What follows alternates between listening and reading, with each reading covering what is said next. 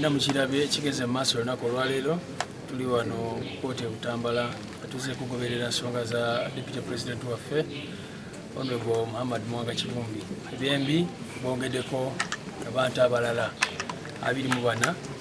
Honorable Mwanga Kivumbi bategeezezza nti abaali polling agents be nga bwe mmanyi ebikwekweto byakolebwa nga ekigendererwa kyali kyakukwata ba polling agent baffe bonna aba NUP mu bitundu by'eggwanga ebyenjawulo era bano mulaba nabo besanga mu mbeera emu.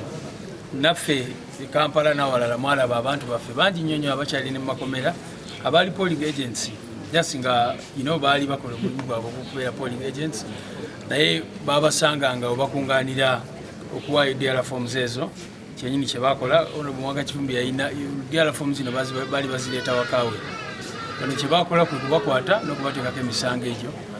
Mwalaba bye bakwatire Kampala ba polling agents bagamba nti babasanga nga bagamba nti Museveni abbye akalulu kaffe era ne bateekako ogwo omusango common nuisance n'ebirala bwe biti naye kaakati bano babataddeko terrorism.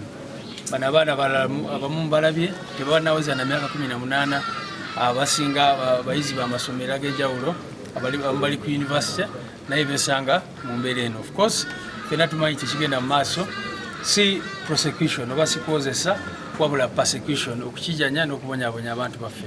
Bwe oyagala kitegeera bulungi olaba nti ono Deputy President waffe wa Buganda naye Deputy President waffe wa Western Uganda ne bwetwogerera tetumanyi waali ne Deputy President waffe wa Northern Uganda tanalabika.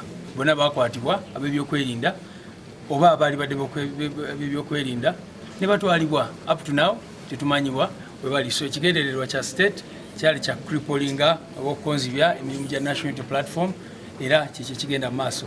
Tubivumirira bino byonna mulabye Honorable Mwanga Kivumbi nga ali strong era tumanyi bulungi nnyo nti tujja kuwangula mu nkomerero.